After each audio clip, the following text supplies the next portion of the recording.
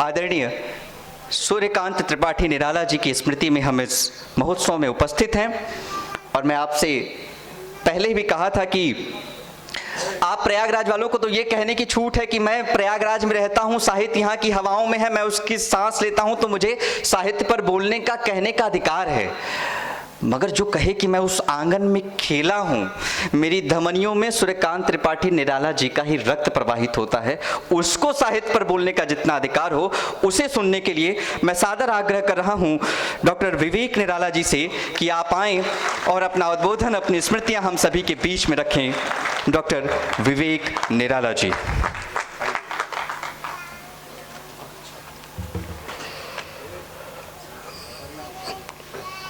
इस सभा के मुख्य अतिथि माननीय न्यायमूर्ति क्षितिज शैलेंद्र जी, कार्यक्रम की अध्यक्षता कर रहे माननीय कुलपति उत्तर प्रदेश राजेश टंडन मुक्त विश्वविद्यालय प्रोफेसर सत्यकाम जी, मंच पर आसीन विद्वज्जन, सभागार में उपस्थित सुधी श्रोतागण, नव भारत निर्माण समिति और बनास लिटफेस्ट के पदाधिकारीगण और मेरे अनुज श्लेष। केदारनाथ अग्रवाल की बहुत ख्यात पंक्तियां हैं, कविता पंक्तियां। एक हथौड़े वाला घर में और हुआ। वाह वाह वाह वाह वाह, एक हथौड़ा वाला। मंच पर 3 लोग बैठे थे, यश मालवी, मैं और श्लेष।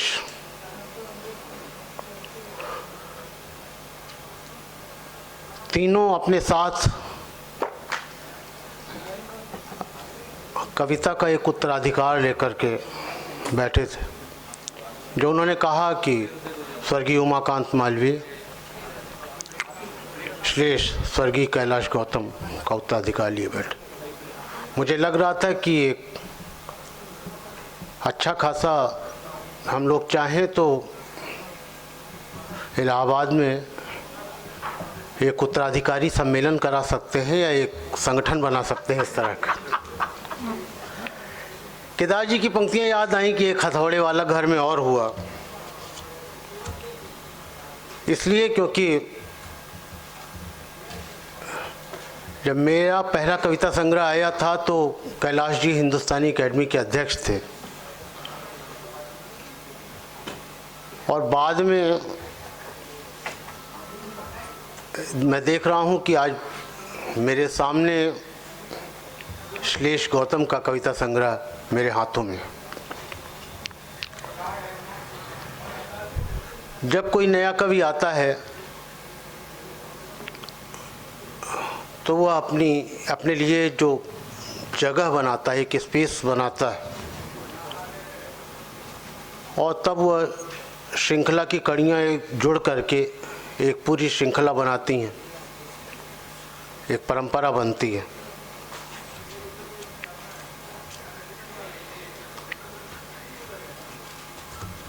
हम लोग कविता के जिस समय में जी रहे हैं वह एक अलग तरह की रूढ़ी का समय है। निराला के समय में छंदों की एक रूढ़ी थी जिसे उन्होंने तोड़ा था। जब उन्हें यह लगने लगा, निराला की कविता पंक्ति है कि कविता के सुर मंद रहे जब न चरण स्वच्छंद रहे। जब छंद इस तरह की रूढ़ी बन गए कि चरणों की स्वच्छंदता बाधित होने लगी तो निराला ने छंदों के बंधन को तोड़ा था। क्या बात है, बिल्कुल एक नया विस्तार। आज मुक्त छंद अपने आप में एक रूढ़ी बन गई है।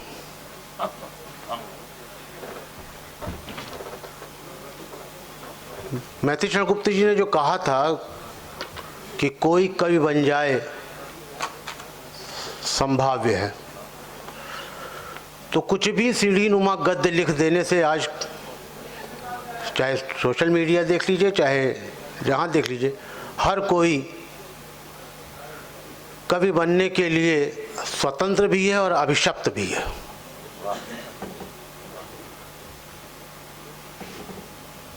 लेकिन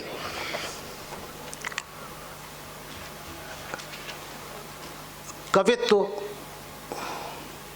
को पा लेना सचमुच एक उपलब्धि है, और उस कवित्व को जिसने पाया है, जिसने कविता के संस्कार पाए हैं, जिसने कवित्व को संस्कार में पाया है, उस श्लेष गौतम का यह संग्रह इसलिए भी महत्वपूर्ण है कि यह जितना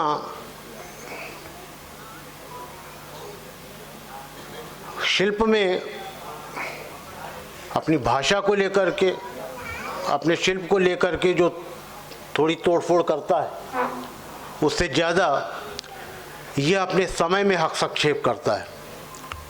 कबीर जो आज 500-600 साल पहले हुए, उनको एक तरह की चुनौती कि हमारी सदी को पढ़ करके देखो, और एक विश्वास भी कि अगर हमारी सदी को सही तरीके से पढ़ लेगा कबीर, तो कबीर से ही हमें इस शताब्दी की जो नई चुनौतियां हैं उनसे लड़ने की ताकत भी मिल पाएगी। ये कुछ कविताएं हैं जो अलग से ध्यान आकृष्ट करती हैं। कुछ कविताएं यश जी ने उद्धृत की।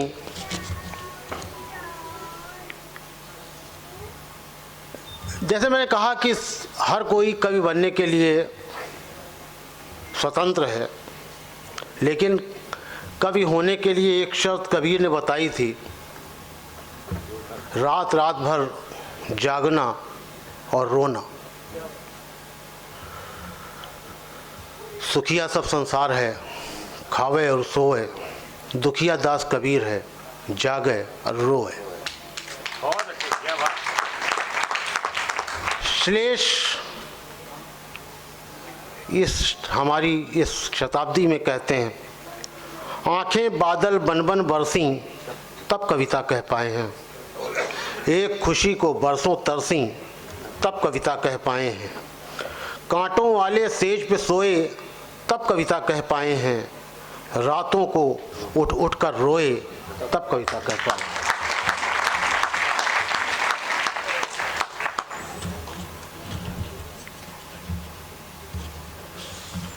एक बड़ा सवाल उठता है हम सब के साथ, जिनके पूर्वज स्थापित कवि हुए, उनके सामने एक बड़ा प्रश्न आता है अपनी जगह बनाने का। और ये इलाहाबाद में हम लोगों से ज़्यादा कौन जानता है कि अमृत राय और फिर आलोक राय को इस बात का हमेशा दुख रहा कि उन्हें हमेशा प्रेमचंद के वंशज की तरह ही पहचाना गया। अलग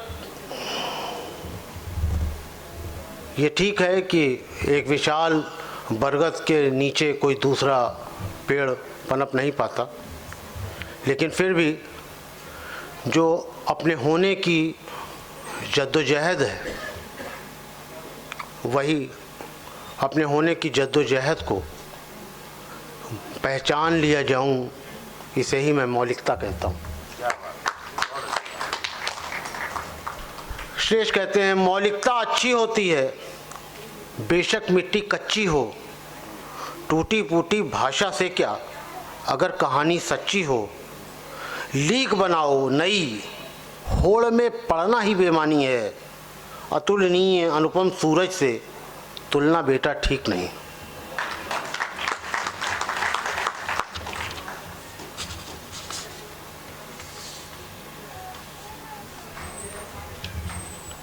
हमारा समय, हमारा हिंसक समय जिसमें प्यार की जगह लगातार कम होती जा रही है, उस हिंसक समय के बारे में श्लेष की इन पंक्तियों के साथ कविता का शीर्षक, गीत का शीर्षक दिया है जीना मुश्किल है। डूब रही है नब्ज प्यार की, जीना मुश्किल है। पिला रहे हो जो घुट्टी तुम, पीना मुश्किल है। रंग हमारे जुदा जुदा हैं, खुशबू जुदा जुदा। गुलशन का मालिक क्यों अपनी सुनता नहीं खुदा। तार तार हो रही है चादर, सीना मुश्किल है। पक्की फर्श हमारी होगी, छत भी पक्की होगी। दिन दूनी और रात चौगुनी, बड़ी तरक्की होगी। शीश महल के ख्वाबों को अब जीना मुश्किल है। डूब रही है नब्ज प्यार की, जीना मुश्किल है।